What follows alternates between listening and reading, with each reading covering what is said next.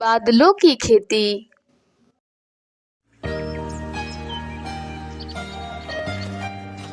टुनटुनी एक गरीब मेहनती चिड़िया थी। उसके पास अपनी जमीन नहीं थी, इसलिए वह एक गांव के जमींदार के खेतों में खेती का काम किया करती थी। टुनटुनी चिड़िया ने जमींदार के खेतों में करेले की फसल उगा रखी थी। टुनटुनी, करेले की फसल कब तक तैयार हो जाएगी?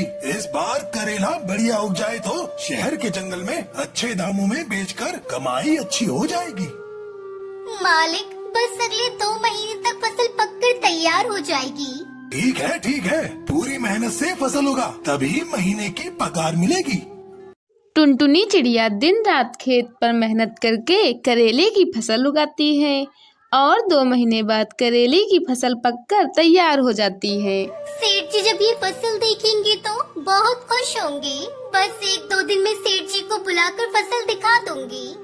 टुनटुनी खुशी खुशी घर चली जाती है और घर जाकर अपनी बेटी सुनहरी को सारी बात बताती है। ये सब तुम्हारी मेहनत का फल है माँ। तुमने करेले की फसल उगाने में बहुत मेहनत की है। सुनहरी, कल मुझे सुबह खेत पर जल्दी पहुँचना है, इसलिए मुझे जल्दी उठा देना। अगले दिन जब टुनटुनी चिड़िया खेत पर पहुंची तो उसने देखा कि खेत के सारे करेले गायब थे। ये देखकर टुनटुनी चिड़िया घबरा गई। हे भगवान, सारी फसल कहाँ गई? एक भी करेला नहीं बचा। करेले कौन चुरा कर ले गया? टुनटुनी रोते हुए जमींदार सेठ के पास जाती है। सेठ जी, खेत में से करेले चोरी हो गए। पता नहीं कौन फसल तोड़ कर ले गया।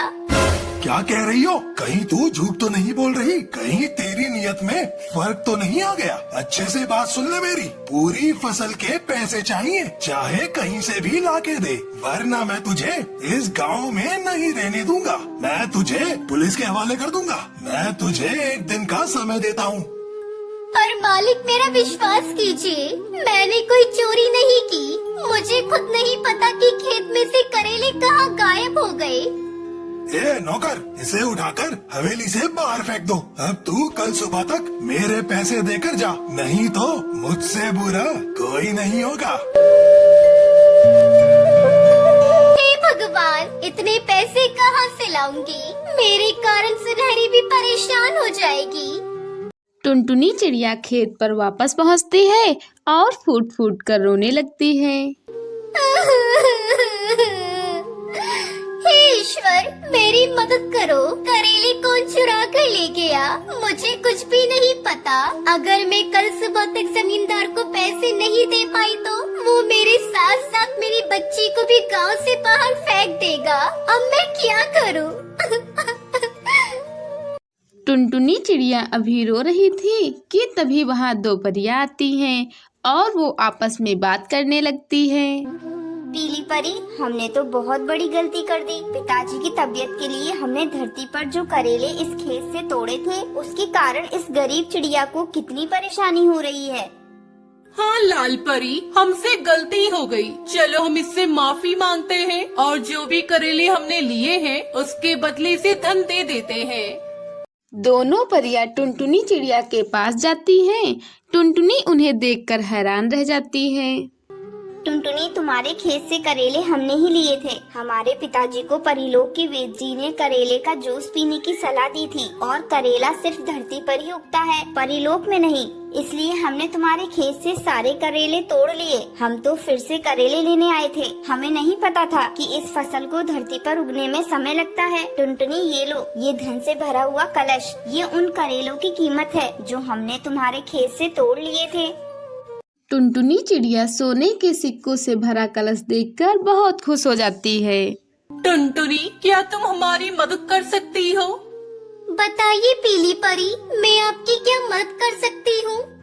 अरे टुनटुनी, अब तो तुम्हारे खेत में करेले भी नहीं बचे हैं और हमारे परीलोक में करेले की फसल नहीं उगती है। अगर तुम बादलों पे खेती कर सको तो हमें परीलोक में बहुत आराम हो जाएगा। इसके बदले हम तुम्हें उचित धन राशि भी दिया करेंगे। फिर तुम्हें जमींदार के खेतों पर काम करने की कोई जरूरत नहीं पड़ेगी। तुम बादलों पर ही खेती किया करना। क्या बादलों पर खेती? पर वो मैं कैसे कर सकती हूँ? तुम चिंता मत करो, हम तुम्हें सब समझा देंगे। अभी तुम जमींदार के रुपए लौटा दो, उसके बाद हम तुम्हें बादलों में परीलोक ले जाएंगे। टुनटुनी चिड़िया जमींदार की फसल की सारी कीमत चुका देती है और उसके बाद परी उसे बादलों में ले जाती हैं। टुनटुनी, तुम करेलों के साथ साथ और भी सब्जी की खेती कर सकती हो। जी परी, मैं कल सुबह से ही खेती के काम में लग जाऊंगी और आपका बहुत बहुत शुक्रिया जो आपने बादलों पर मुझे खेती करने की अनुमति दे दी। टुनटुनी चिड़िया बादलों पर बने खेतों में करेले की खेती के साथ साथ और भी सब्जी की खेती करना शुरू कर देती है और अपनी बेटी के साथ खुशी खुशी रहने लगती है। टुनटुनी और कालू काका।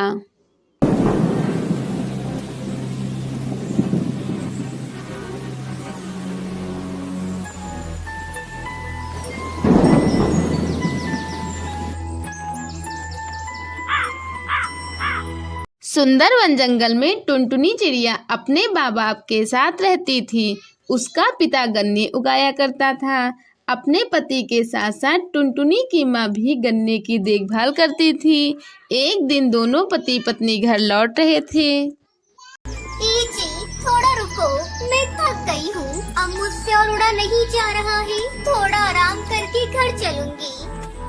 फिर दोनों पति पत्नी एक पेड़ की डाल पर बैठ जाते हैं।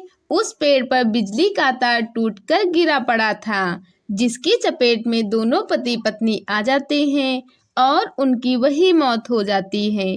काफी देर हो गई थी।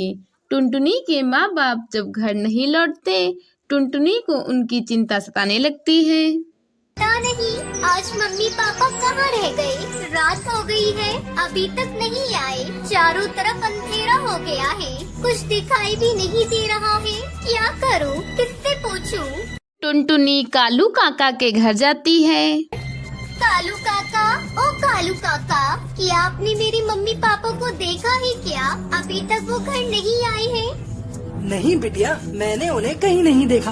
आज तो मैं अपने खेत पर गया ही नहीं था। रात बहुत हो गई है, तुम घर जाओ, कल सुबह देखने जाऊंगा। अगले दिन टुनटुनी कालू कौवे के साथ अपने माँ बाप को ढूंढने जाती है। कालू कौवा टुनटुनी के साथ मिलकर उसके माता पिता को ढूंढने लगता है। अचानक वह जोर से चिल्लाता है, जल्दी इधर आओ, ये देख, तेरे मम्मी पापा तो मर चुके हैं, इन्हें करंट लगा है।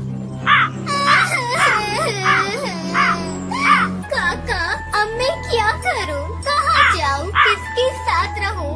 मैं तो अनाथ हो गई। मत रो बिटिया, मैं तेरी बुआ दुलारी को फोन करके बुला लेता हूँ, तू उनके साथ उनके घर चली जाना। टुनटुनी का रो रो कर बुरा हाल था। अगले दिन उसकी बुआ दुलारी कबूतरी आती है और वह टुनटुनी को अपने साथ लेकर अपने घर जाती है। कुछ दिन यूं ही बीत जाते हैं। एक दिन दुलारी कबूतरी का पति उससे कहता है, दुलारी, बैठे बिठाए इस मुसीबत को अपने गले में बांध लिया। इस महंगाई में अपना गुजारा करना मुश्किल है, ऊपर से तुम इस मनहूस को यहाँ लेकर आ गई। हाँ जी, आप ठीक कह रहे हैं। पक्षियों की जिद करने की वजह से मैं इसे उठा लाई, लेकिन अब मुझे समझ में आ रहा है मैंने बहुत बड़ी गलती कर दी, और तो और कुछ ही दिनों में बड़ी हो जाएगी, तो इसके बिया का खर्चा होगा 100 अलग। ऐसा करती हूँ, इससे जहर देकर मार डालती हूँ, किसी को कुछ पता भी नहीं चलेगा और मुसीबत भी टल जाएगी। जो तुम ठीक समझो दुलारी, वो करो, मैं क्या कह सकता हूँ। अपनी बुआ और फूफा की बात टुनटुनी सुन लेती है और रात होते ही वहाँ से भाग जाती है। उड़ते उड़ते वापस अपने घर पहुँचती है, लेकिन वहाँ अपना घोंसला न देखकर हैरान रह जाती है। फिर वह कालू कौवे के घर जाती है। कालू काका, ओ कालू काका, मेरा यहाँ घोंसला था ना, वो कहाँ गया? क्या बताऊं बिटिया, तुम्हारे जाने के कुछ ही दिनों बाद एक पक्षी ने तुम्हारे घोंसले पर कब्जा कर लिया। अब तुम्हें रहने के लिए कोई दूसरा घर बनाना होगा। फिर टुनटुनी अपने गन्ने के खेत में पहुंचती है और वहां की मिट्टी से अपने लिए एक सुंदर सा घर बनाती है। आज उसे अपने मम्मी पापा की बहुत याद आ रही थी। पापा, मम्मा, अब मैं यही रहूंगी और आपकी तरह गन्ने की खेती करूंगी। आप दोनों जहाँ कहीं भी होंगे, अपनी बेटी को आशीर्वाद देना। तभी वहाँ कालू कौवा आ जाता है। बिटिया, ये तूने बहुत अच्छा किया अपने खेत में मिट्टी का घर बनाकर। अगर तुझे कभी मेरी जरूरत पड़े तो मुझसे कहने में जरा भी संकोच न करना। मैं हर संभव तेरी मदद करूँगा। कालू काका, मैंने गन्ने उगाने का फैसला किया है। ठीक है बिटिया, मैं तुझे गन्ने की अच्छी किस्म की बीज ला कर दे दूंगा। फिर कालू कौवा वहाँ से चला जाता है। इस तरह टुनटुनी चिड़िया मिट्टी के घर में खुशी खुशी रहने लगती है।